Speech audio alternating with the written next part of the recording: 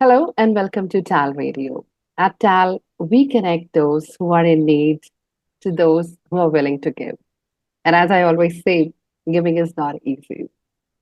So, my dear and lovely listeners and our audience, we are back with the series, the episode 2 of the series called Self Coaching.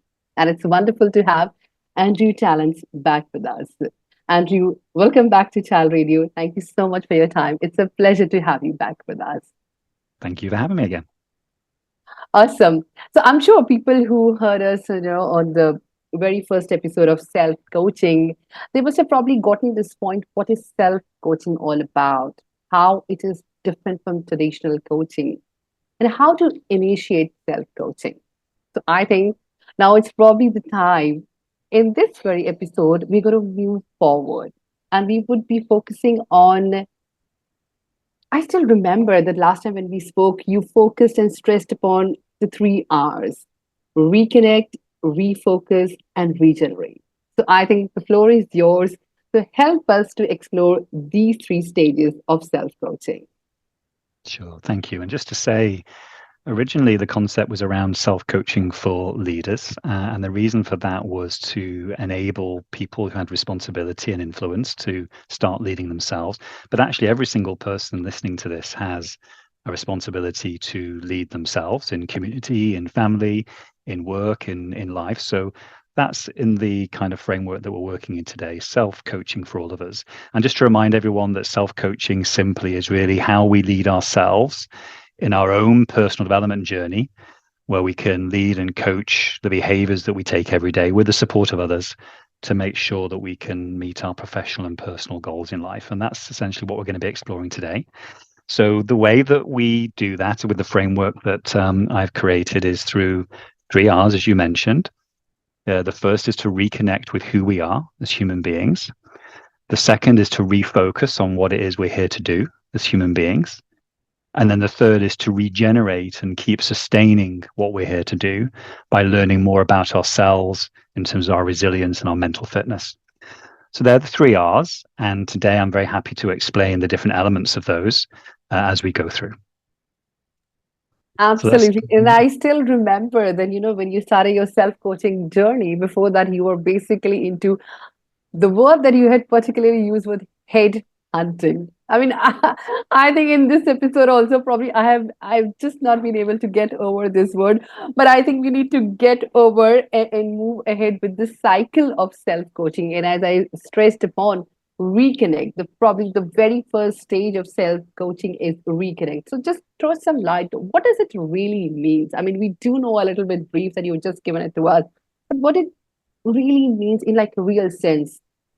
Sure. And how can people do it? Yeah, absolutely. And this is one that for people find it quite difficult, but it is probably the simplest to understand and start with. So first of all, what's important to do is recognize we have a responsibility as individuals to lead our own lives. What we cannot do, if we hope for the best outcomes, is to blame our situation, other people, for the lives that we lead. It's about self-leadership. So that's the first stage of reconnecting with who we are, to have that commitment we're going to lead ourselves in life. The second stage is, once we recognize that, is really reconnecting in terms of who am I as a person. We talked about this briefly in our last episode. When we're born and up to the age of 7 to 10, 11 years old, we have this essence of who we are, the beauty of the world, what we're going to do, the adventures, the dreams that we have. And eventually, through schooling, through systems, through work, and through our friends and family environment, we have to put shields up and masks up to actually mask who we are. And that's what we do to protect ourselves. So the second element is really reconnecting with who am I. Well, wonderful to say. And especially when you said, till the age of 7, we're just trying to figure out, we're just trying to enjoy. And probably, those beautiful memories just came flashing to my mind. And especially when I think one very beautiful thing that you just mentioned, Andrew, that as human beings, we do have a tendency to blame, put the blame on others, put the blame on situation. And it's not about, I think it is difficult for us to take blame as human beings. So let's move ahead. And as you said, we just learned a little bit about reconnect. It is all about probably rekindling that kind of a romance with yourself, knowing yourself better. So let's focus on refocus now. So what is refocus? And when we talk about refocus, do you really feel that we lose focus in life and that's why we need to refocus? Absolutely. So the way that life is now in terms of happening to us with technology overload, information, trying to fit as much in as we can, we don't really have the time or create the time to focus on what's important to us. So part of the reconnect journey is also understanding why we're here. And do we have the emotional intelligence to really have that purpose in life? And once we have that, we can start to refocus a little bit. One of the most important lessons I learned through this journey is asking the question of people, what is essential every single day in terms of the things that you do?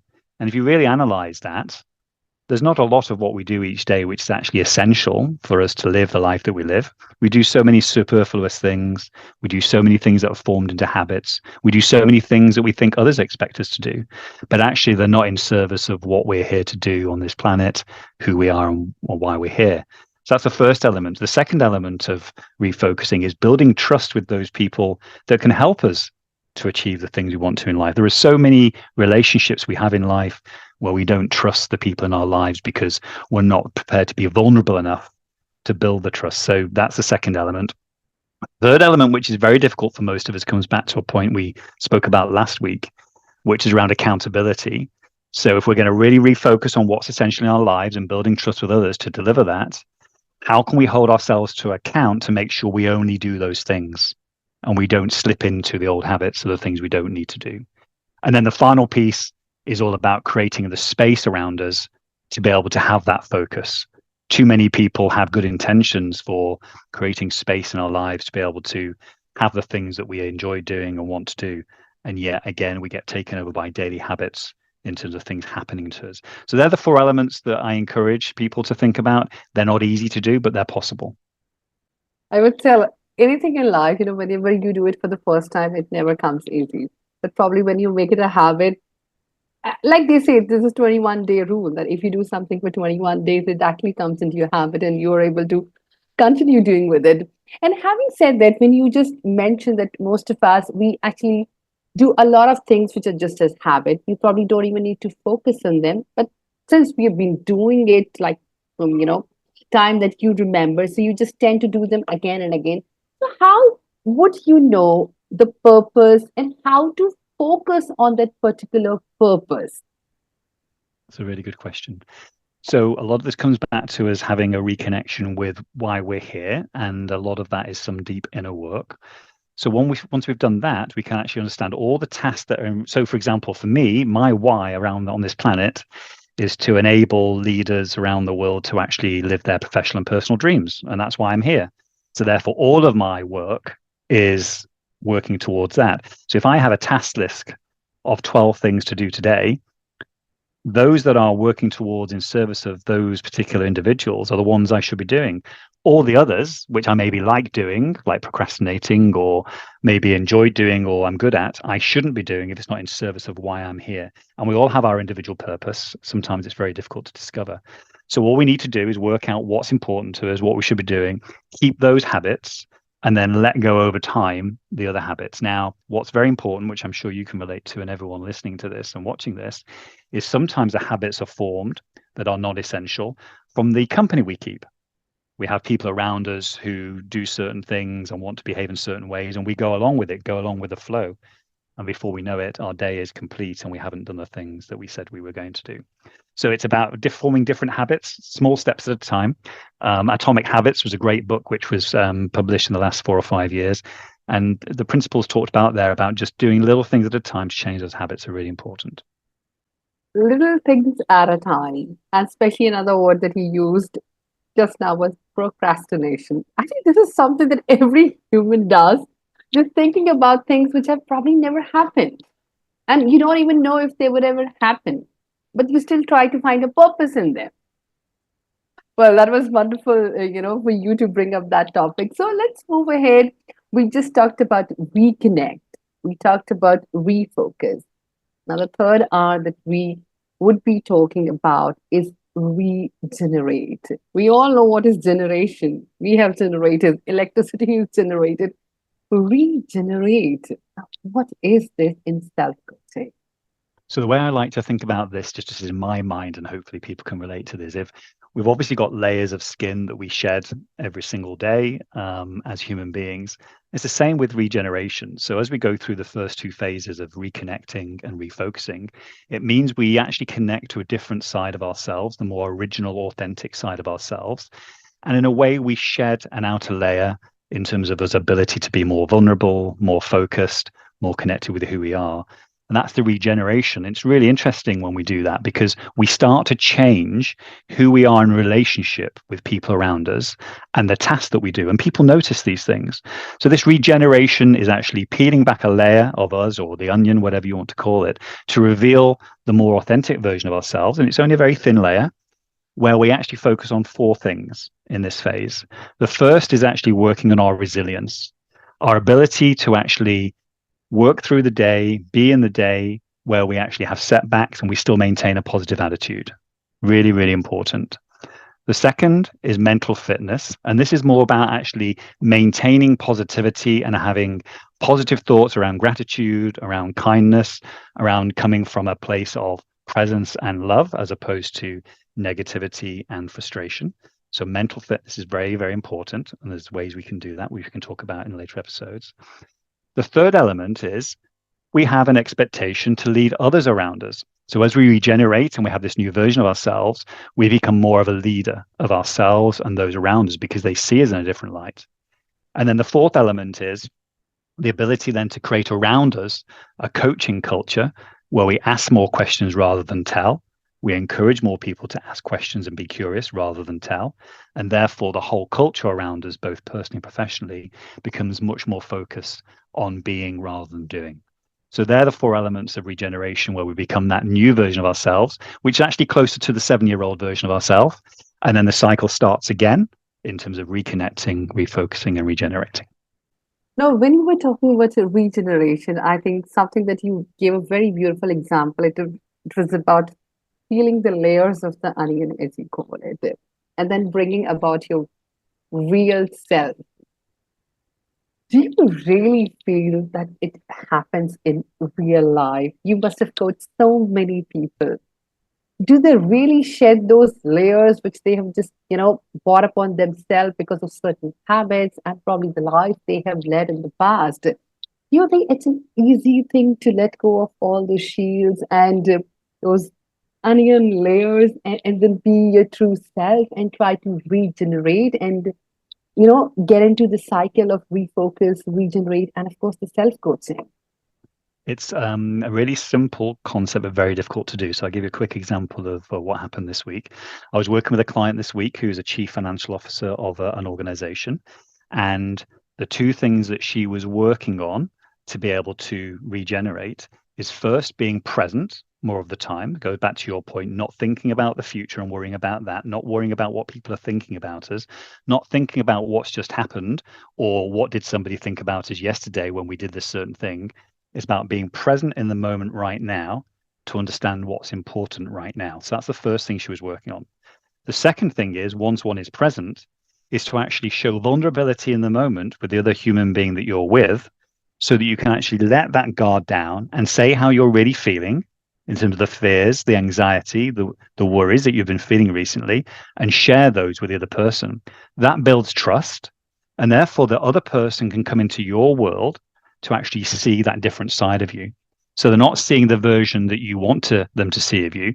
They're seeing the real version of you. It's really hard to do. It's very hard for a lot of leaders to do because they built their success on being a hero and being something they think they want people to see. But they are the first stages, presence and vulnerability, to be able to show that true self.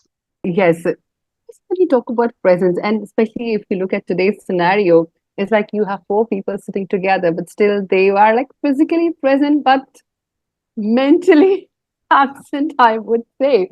So, in today's scenario, if you look at these three things, these three cycles of self coaching, do you really feel this is like something that people would like to work upon? Because they are technically, I would say, out of 24 hours.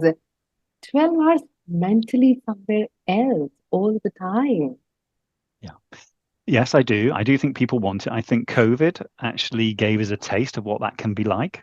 Because even though we were in a day on Zoom like this, on meetings during a day, we still had that ability to then switch off at the end of the day and walk out of the room into the garden or wherever we were at home and be able to have some space for ourselves. And people started to make choices to say, well, hold on, do I really need to commute to the city where I normally go? I can still do the work. So I think COVID made us think we can be like this. And I think it is possible. We need work environments to enable this to happen, because if the work environment does enable us to have space and time to be these things and reflect, it's going to be harder for individuals to do it. But you're seeing now more people thinking, can I set my own business up? Can I actually have 2 or 3 jobs where I contribute my skills on my terms?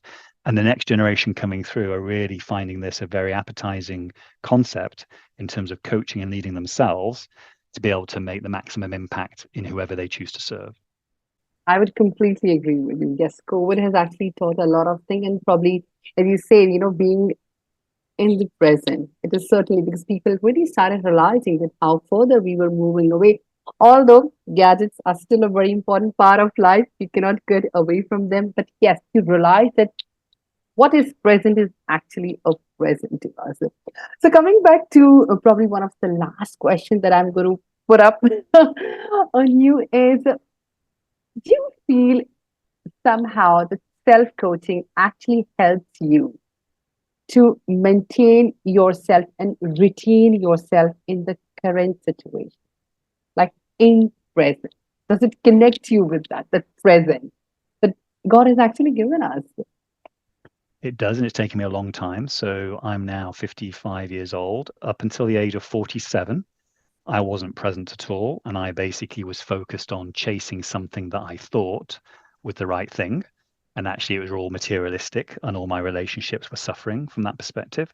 So at that point, I had a coach and had a therapist, and I learned to actually start coaching and leading myself to the life I wanted to live. And so I left my company I've been a director in, started my own business, and started to live the life that I'm living now.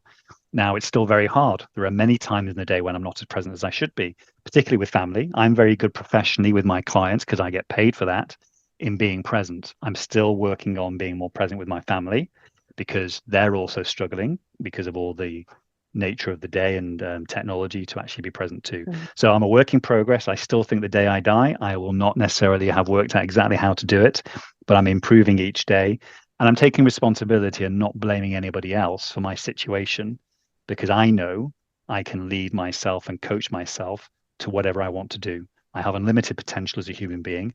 The only person that stops me doing what I want to do is me, nobody else. Wow, those are really strong words. The only person that stops me from doing what I want to do is me. Well, on that beautiful note, thank you so much, Anthony, for being with us. This was probably the second episode, and we have to come up with so many. And I'm sure people who are a part of this journey are certainly going to, it is going to be like a great takeaway, not just takeaway, a great takeaway of a present which is gifted to them by you, I would say. Thank you so much, and thanks a lot for listening to TALRadio.